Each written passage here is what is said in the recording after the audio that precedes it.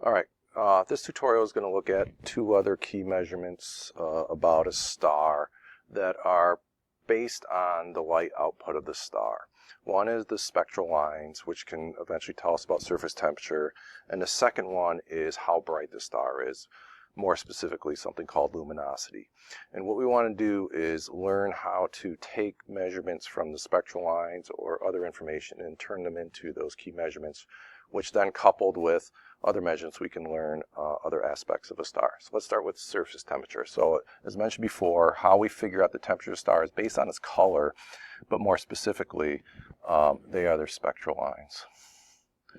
Okay, we've seen spectral lines before. When you pass the light through, let's say, diffraction grating, a spectrometer, you can break it down into all the colors, but we're not interested in so much of the specific colors as the fact that there is a distribution of colors that follows a pattern, and the different colors have a different distribution. And the key thing, without going into the details, is we can apply something called Wien's law. And so Wien's law works by treating the star as a black body, and that's an idealization. Okay, but a star is pretty close to a black body, which means it's a perfect emitter of radiation. So we're going to go with that approximation because otherwise it'd be very, very difficult to do the calculations with all the adjustments.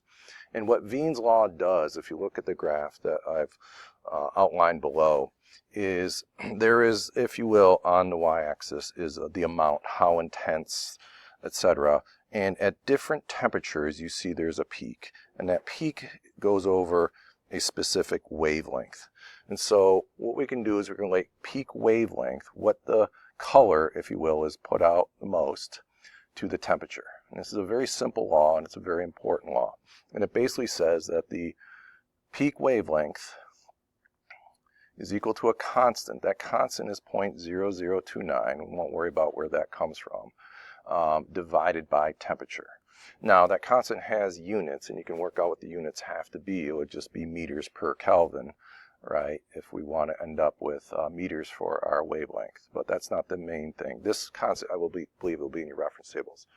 The point being is, if you look at any source of light, you break it down into its spectral components and you know how much of each is there, you can find the peak and you can tell you what temperature that object is. That's a very powerful technique. And again, it's assuming it's a black body, but that's a fair assumption here. So we could look at the sun. If you take a look at the spectrum of the sun, you'll see that its peak is right around 500 nanometers. That's in the yellow-green part of the spectrum. That's why the sun appears the color that it does. So if we want to know what the surface temperature of the sun is, it's pretty straightforward.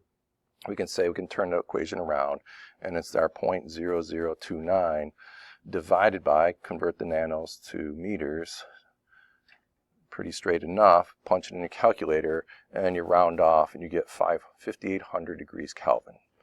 Okay, so our sun, a yellow, orange-yellow star, has that color because of its surface temperature.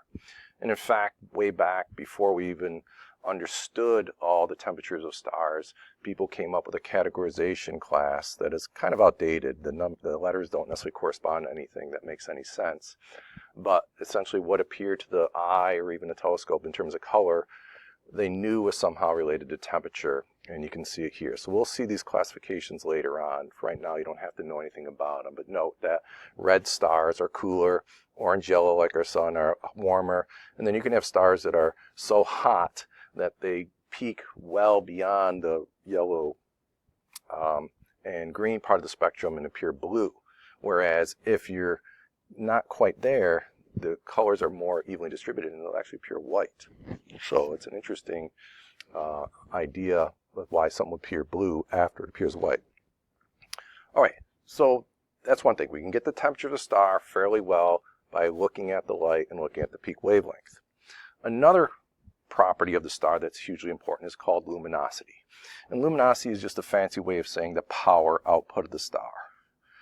How much energy is it outputting radiation-wise per second? And we already talked about that energy is ultimately coming from the fusion at the core. Now, by the time the energy makes it to the surface, it's going to shift it in wavelength quite a bit and more into the visible part, infrared part, and ultraviolet part of the spectrum, but all we care about really from the star, what we see is what we're getting out of it, not necessarily what's going on inside the core. And again, we are going to use this idea that the star is a black body to determine the power output. And so we're going to introduce a second law that was developed in the 19th century by two people, Stefan, who did it empirically, and Boltzmann, who came up with the theoretical equation. So this, again, the assumptions are we're treating the star as a perfect emitter of radiation, aka a black body. And what we can do with that is we can establish an important relationship between the power output and the temperature, and as well as the size. So we get the temperature from the wavelength, and then we can use the temperature to find the power output. And this applies not only just to stars, we'll see it applies to any object that glows, even a human body. Okay, so let's get to it. This is a very difficult derivation, so we're just going to throw it at you. So basically, the power output of a star is equal to a constant, all right, that's a lowercase sigma, times the area of the star, how big it is. It makes sense, the bigger the object, the more energy it's going to be putting out per unit time. And then there's a temperature part, and the temperature, it's not just temperature, it's actually to the fourth power. So I don't think we've ever seen anything to the fourth power so far in this class. So this tells us, even take your human body, right? If your basal temperature is 37 Celsius, which is about 300 Kelvin, you raise that to the fourth power, multiply it by some other factors, and you can get how much your body is radiating, in infrared in this case, per unit second. And then if we could somehow raise our temperature, double it, well, then you got 16 times the power output. Not that we'd want to double our temperature. Okay, so sigma is called Stefan-Boltzmann's constant. I'm going to call it SB. Okay, this is a very important constant in terms of thermal physics. It's in your ref tables. And it's a small number, 5.67 times 10 to the negative eighth. Units, you can work out the units. I think I wrote them down. That would be watts for the power side, per meter squared, that's area, and then Kelvin to the fourth. Again, you don't have to remember that, obviously, but understand it's there. And the A is not just any area, it's the surface area of the object. Okay, and you recall that generally for a sphere, surface area, is 4 pi r squared. Okay, that's going to become important later. All right, so easy question to ask is, well, what is the surface temperature of the sun? Based on the surface temperature of the sun, which we just figured out in the previous problem, what's its luminosity? And the only other fact we need to know is what is the diameter or radius of the sun, and it's about 100 times the diameter, the radius of the Earth. And so if we solve for t, let's just solve it algebraically. So t is going to be the power divided by sigma. We're going to substitute out a 4 pi r squared. And then, of course, we have to do the fourth. I confused myself. We want power. We're given temperature. So let me back up. All right, so let's try that again. So we want to calculate power output, so we're going to do sigma a t to the fourth, and that's going to become sigma 4 pi r squared t to the fourth, plug in numbers, 5.67 times 10 to the negative eighth, that's easy to remember, times 4 pi. We got our radius, don't forget the square. And then from above, we found that the surface temperature of the sun is 5,800. Take it to the fourth power, punch it in, and I believe I mentioned this number earlier this week, and that turns out to be about 3.9 times 10 to the 26th watts. Okay, that's incredible. That's, oh gosh, I don't even want to say a trillion, 100 trillion joules every second. Okay, and this has been going on for some billion years right now. Okay, so really, really important. We get the temperature from the wavelength. From the temperature, we get the power, which is also called, in this context, the luminosity. Okay, now we're going to relate something else that's related to luminosity to finish up this particular lesson. Okay, just scroll up. So luminosity, the power, is essentially how bright the star is intrinsically. Okay, and so it's closely related to the intrinsic brightness, but brightness is not quite power. It's a slightly different way of looking at it, which is really a measure of intensity.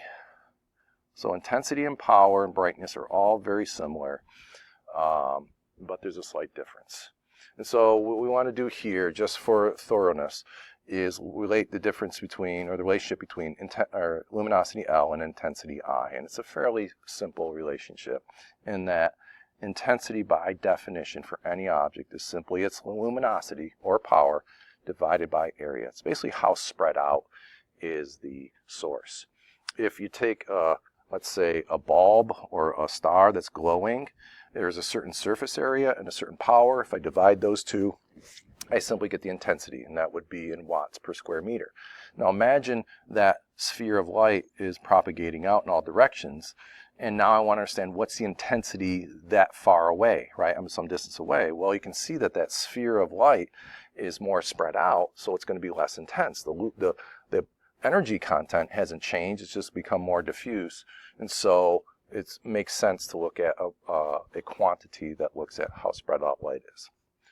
Anyway, regardless of what you're talking about here, when you look at a star, it looks a certain brightness. Okay? And that brightness is ultimately due to the actual star and the power output that's dependent on its temperature as well as its size.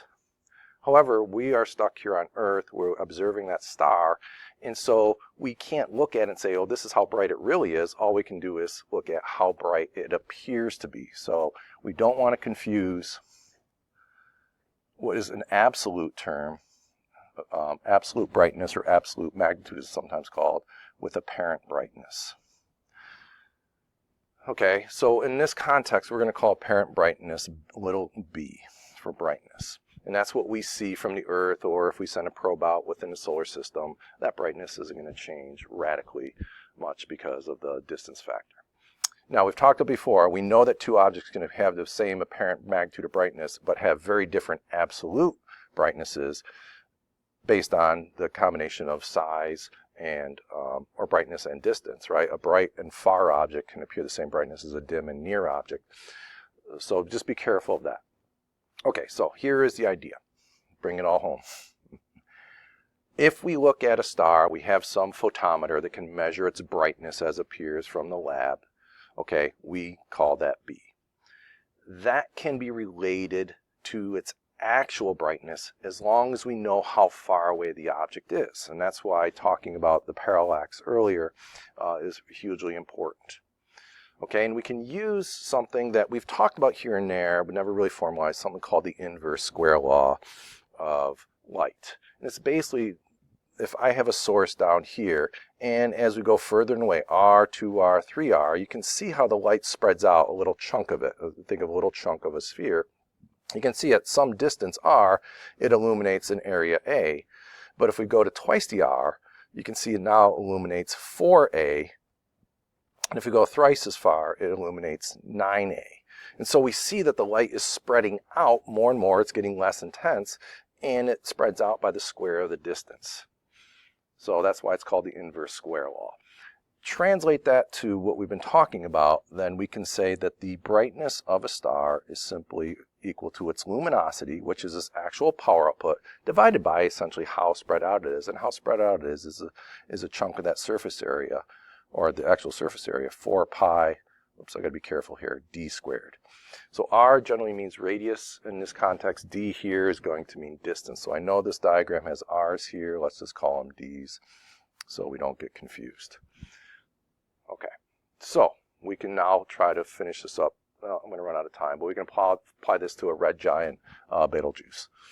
We can look at it, so from parallax, we can see that it has a 7.3 times 10 to the negative 3 arc seconds, so it barely has any parallax when we look at it. And when we put a photometer on it, we see that it has an apparent brightness of 10 to the negative 7th watts per square meter. Okay, don't worry about this apparent magnitude of 0.5. I'll explain that later. We could then ask what the luminosity is. So I'm going to run out of time here, but basically what we would do is if I go to the equation above, we see the luminosity is equal to how bright it appears to be times 4 pi times how far away it is squared. But we don't have d. Oh, we're out of time.